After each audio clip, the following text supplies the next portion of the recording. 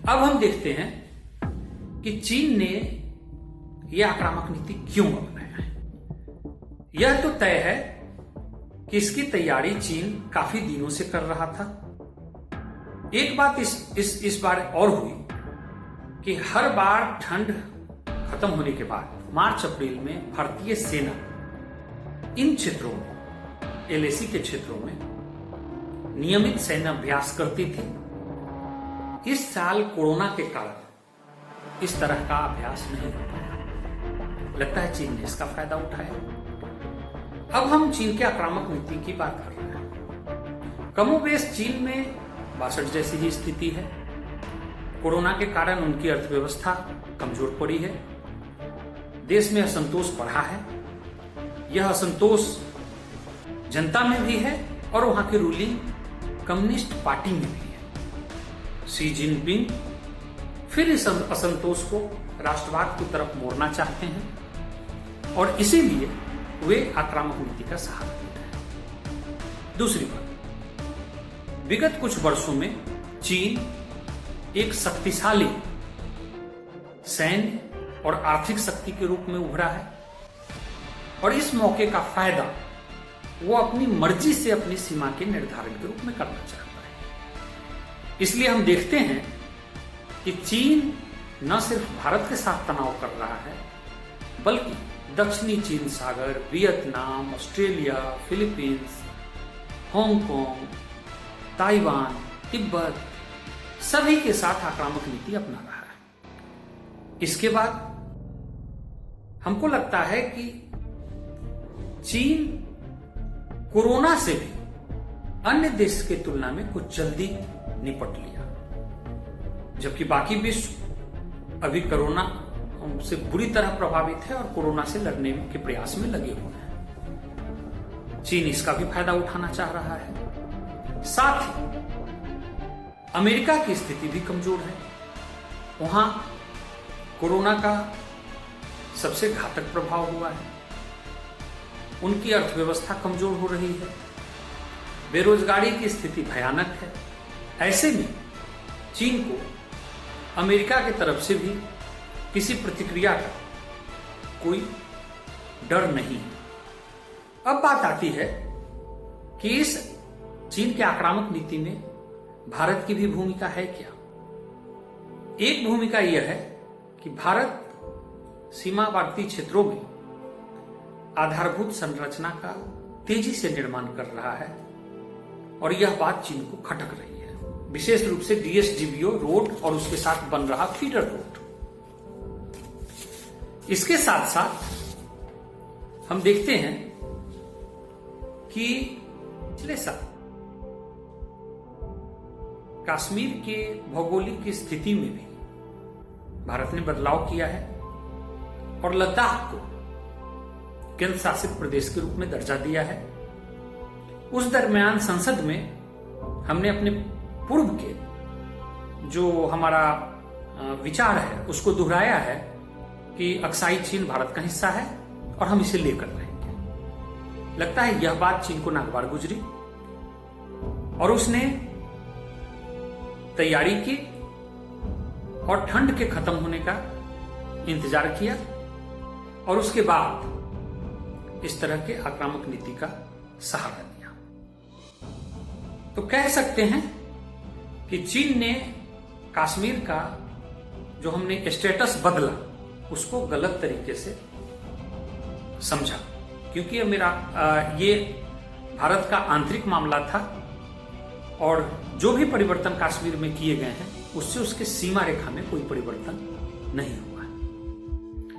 अब प्रश्न उठता है कि शांति में किसकी भूमिका ज्यादा है। निश्चित रूप से चीन आक्रांता है, उसने आक्रमण किया है, वह बड़ी शक्ति है, तो शांति में चीन की भूमिका ज्यादा होगी। भारत की स्थिति कमोबेश 1960-62 वाली ही है कि कुछ देर लेकर हम समझौता करने की स्थिति में नहीं है। इसीलिए भारत की तरफ से शांति प्रयास का कोई बहुत मतलब नहीं है।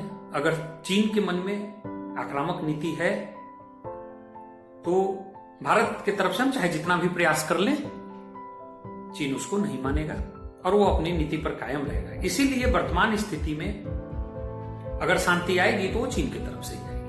अब प्रश्न उठता है कि भारत इसमें क्या करे।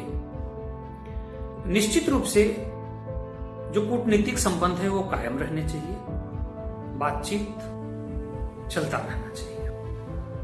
एलएसी पर जो आधारभूत संरचना का निर्माण हो रहा है वो अभी कायम रहना चाहिए, क्योंकि उसके बिना हम चीन का मुकाबला कर नहीं सकते। साथ ही सैन्य जरूरतों जैसे उनके लिए अत्याधुनिक उपकरण, उनके लिए अच्छे पोशाक जो उस भौगोलिक परिस्थिति के अनुकूल हों, आधुनिक हथियार वगैरह, इसकी भी हम व्यवस्था करते रहें। इसके लिए जरूरी है कि हम अपनी आर्थिक स्थिति मजबूत करें और कोरोना के सब स्थिति जो अभी कायम है इसमें यह स्थिति भारत के लिए और चैलेंजिंग है। जरूरी इस बात की है कि हम मैन्युफैक्चरिंग पर जोर दें, क्योंकि हम देखते हैं कि पिछले 6-7 साल में लगभग मैन्युफैक्चरिंग का योगदान उतना ही है, उसमें कोई बढ़ोतरी हुई नहीं है सार्थक रूप से। फिर हम देखें कि सार्वजनिक मंच पर जो चीन का कमजोर नस है, जैसे ताइवान, जैसे दक्षिणी चीन सागर, जैसे हांगकांग, जैसे तिब्बत, या अभी कोविड को लेकर जो विश्व में उसके विरुद्ध माहौल बना है, उस नस को हम दबाते रहें। हो सकता है कि यह काम सरकारी स्तर पर न हो, लेकिन गैर सरकारी स्तर पर ही हो। यह काम विभिन्न स्तर पर पार्टी के एमपी, एमएलए, उनके थिंक टैंक कर सकते हैं। तो यह प्रयास करना होगा। पुनः वैश्विक स्तर पर जो नाराजगी बनी है चीन के प्रति, उसका भी लाभ उठाने का मौका है। और चीन के विरुद्ध में अगर कोई सार्थक गठजोड़ बनता है, जिसकी झलक कभी कभी दिखती है जापान, ऑस्ट्रेलिया, दक्षिण कोरिया, अमेरिका आदि के रूप में, तो उसमें भी सहयोग करने की जरूरत है। लेकिन हाँ, ध्यान यह रखना होगा कि अमेरिका जैसे अब तक अपनी जरूरतों के हिसाब से पाकिस्तान का उपयोग करता रहा है, कहीं भारत का भी उपयोग न करे। इसलिए जरूरी है कि हम अपनी आर्थिक स्थिति को भी मजबूत करते रहें और साथ में सैन्य स्थिति को भी मजबूत करें। अब एक चर्चा यह होती है कि चीनी सामानों का बहिष्कार किया जाए और इस तरीके से चीन को कमजोर किया जाए। इस विचार का तर्काधार यह है कि भारत और चीन का व्यापार काफी बड़ा है। चीन भारत का सबसे बड़ा व्यापारिक पार्टनर है। लगभग यह 90 बिलियन अमेरिकी डॉलर के करीब चला गया है। लेकिन जब इसे हम तोड़ कर देखते हैं तो यह तरफा है। भारत का निर्यात आयात की तुलना में काफी कम है। मतलब भारत जितने सामान का निर्यात चीन को करता है, उससे लगभग 3 गुना ज्यादा मूल्य का सामान वहां से आयात करता है। और दिनों दिन यह व्यापारिक असंतुलन जो है बढ़ता चला गया है। 2014-15 के बाद, मतलब अभी, यह असंतुलन लगभग 2 गुना हो गया है। तो इससे स्पष्ट है कि 1993 के बाद भारत चीन संबंध में जो तेजी आई, उसका फायदा चीन ने आर्थिक फ्रंट पर उठाया है। लेकिन क्या हम इसको रोक सकते हैं बहिष्कार करके? संभव नहीं, क्योंकि चीन के व्यापार का बहुत बड़ा हिस्सा जरूरी सामानों में लगा हुआ है, जैसे टेक्नोलॉजी में है, बड़े बड़े मशीन में लगा हुआ है। हमारे पूरे फार्मा इंडस्ट्री के लिए जो रॉ मटेरियल है, एपीआई, उसका बड़ा हिस्सा चीन से आता है। तो ऐसे में हम उसे रोक कर, उस पर हम टैरिफ बढ़ाकर अपने सप्लाई चेन को बाधित नहीं करेंगे। या तो हम इन सामानों का उत्पादन अपने देश में शुरू करें, या वैकल्पिक रूप से किसी दूसरे देश से इसके आयात की व्यवस्था करें। इसके लिए काफी समय की जरूरत होती है, यह आनंद फानंद में संभव नहीं है। दूसरे, चीन का निवेश भी भारत के कई आधारभूत परियोजनाओं और कई तकनीकी सेक्टर में लगा हुआ है, उसे भी हम तुरंत फुरत समाप्त नहीं कर सकते। भारत के बड़े बड़े स्टार्टअप, पेटीएम, जोमेटो, ओला आदि आदि में चीन का बड़ा इन्वेस्टमेंट है। ऐसे में बहिष्कार का जो ये टूल है, ये सांकेतिक ही ज्यादा प्रतीत होता है।